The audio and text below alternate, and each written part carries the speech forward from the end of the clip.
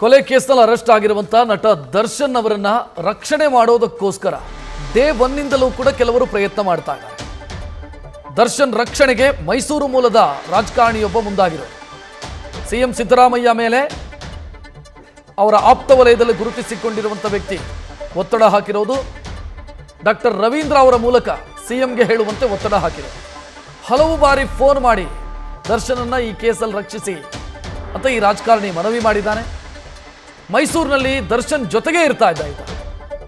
ಯಾವುದೇ ಕಾರಣಕ್ಕೂ ಕೂಡ ಈ ವಿಚಾರ ನನ್ನ ಬಳಿ ಮಾತನಾಡಬೇಡ, ಬೇರೆನಾದರೂ ಇದ್ರೆ ಮಾತನಾಡು ಅಂತ ಸಿಎಂ ಖಡಕ್ಕಾಗಿ ವಾರ್ನಿಂಗ್ ಕೊಟ್ಟಿದ್ದಾರೆ.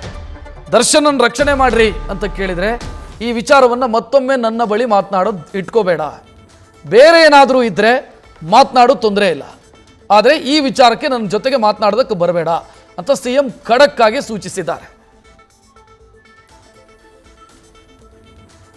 ಈ ಬಗ್ಗೆ ಹೆಚ್ಚಿನ ಡೀಟೇಲ್ ನೀಡೋದಕ್ಕೆ ನಮ್ಮ ಪ್ರತಿನಿಧಿ ರವಿ ಪಾಂಡವಪುರ ನೇರ ಸಂಪರ್ಕದಲ್ಲಿ.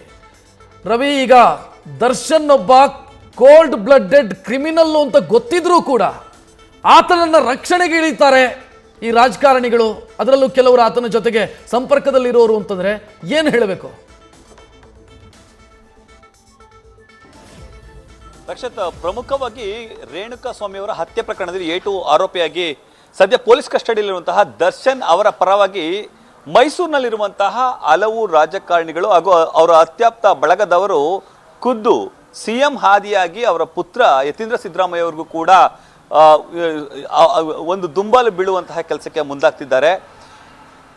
ದರ್ಶನ್ ಅವರು ಮೈಸೂರಿಗೆ ಆಗಮಿಸಿದಂತಹ ಸಂದರ್ಭದಲ್ಲಿ ಅವ್ರನ್ನ ಬಂಧಿಸ್ತಾರೆ ಅಂತ ವಿಷಯ ಗೊತ್ತಾದ ತಕ್ಷಣವೇ ದರ್ಶನ್ ತನ್ನ ಅತ್ಯಾಪ್ತನಿಗೆ ಫೋನ್ ಮಾಡಿದ್ದಾರೆ. ಆತ ರಾಜಕಾರಣಿ, ಆತ ಸಿದ್ದರಾಮಯ್ಯ ಅವರಿಗೂ ಕೂಡ ಅತ್ಯಾಪ್ತ ಆಗಿದ್ದಾನೆ.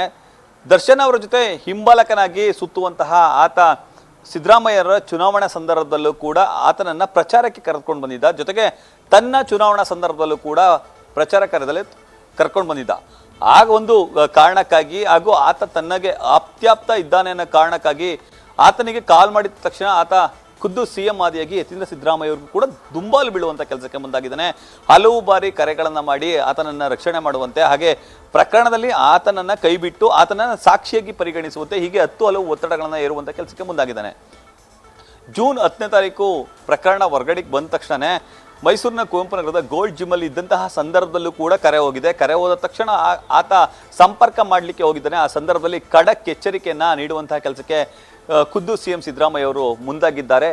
ಈ ಒಂದು ಪ್ರಕರಣವನ್ನು ಬಿಟ್ಟು ಯಾವುದಾದ್ರೂ ವಿಚಾರ ಇದ್ರೆ ಮಾತ್ರ ನನ್ನ ಬಳಿಗೆ ಬಾ, ತೆಗೆದುಕೊಂಡು ಬಾ, ಇಲ್ಲದೇ ಇದ್ರೆ ಯಾವುದೇ ಕಾರಣಕ್ಕೂ ಈ ವಿಚಾರವನ್ನ ಮಾತನಾಡಕೂಡದು ಅಂತ ಹೇಳಿ ಅವರು ಕಟ್ಟೆಚ್ಚರವನ್ನು ನೀಡುವಂತಹ ಕೆಲಸಕ್ಕೆ ಮುಂದಾಗಿದ್ದಾರೆ. ಅದೇ ರೀತಿ ಯತೀಂದ್ರ ಸಿದ್ದರಾಮಯ್ಯ ಅವರು ಕೂಡ ಈ ಒಂದು ಪ್ರಕರಣವನ್ನು ಬಿಟ್ಟು ಬೇರೆ ವಿಚಾರವನ್ನು ಮಾತನಾಡು, ಇದು ಮುಜುಗರ ತರುವಂತಹ ಕೆಲಸ, ಉಪ್ಪು ತಿಂದವರು ನೀರು ಕುಡಿತಾರೆ ಅನ್ನೋ ಮಾತನ್ನ ನೇರವಾಗಿ ಪಾಸ್ ಮಾಡುವಂತಹ ಕೆಲಸಕ್ಕೆ ಮುಂದಾಗಿದ್ದಾರೆ. ಆ ಸಂದರ್ಭದಲ್ಲಿ ಆತ ಅಂದರೆ ಕರೆ ಮಾಡಿದಂತಹ ವ್ಯಕ್ತಿ ದೂರವಾಣಿ ಕರೆಯನ್ನು ಕಟ್ ಮಾಡಿ ಸಪ್ಪೆ ಮೊರೆ ಹಾಕಿಕೊಂಡು ಇದ್ರು ಅನ್ನೋ ಮಾತುಗಳು ಕೂಡ ಈಗ ಕೇಳಿ ಬರ್ತಿದೆ. ಹಲವು ಬಾರಿ ಆ ಸಿಎಂಗೆ ದುಂಬಾಲು ಬೀಳುವಂತಹ ಹಾಗೂ ತ್ಯಾಪ್ತರ ಮೂಲಕ ಕೂಡ ಕರೆ ಮಾಡಿಸುವಂತಹ ಕೆಲಸಕ್ಕೂ ಕೂಡ ಮುಂದಾಗಿದ್ದಾರೆ. ಆದರೆ ಅದಕ್ಕೆ ಪ್ರತಿಯುಕ್ತವಾಗಿ ಸಿಎಂ ಸಿದ್ದರಾಮಯ್ಯ ಹಾಗೂ ಅವರ ಪುತ್ರ ಇಬ್ಬರು ಕೂಡ ಉತ್ತರವನ್ನು ನೀಡಿದ್ದಾರೆ ಅನ್ನೋ ಮಾಹಿತಿಗಳು ಲಭ್ಯ ಆಗ್ತಿದೆ.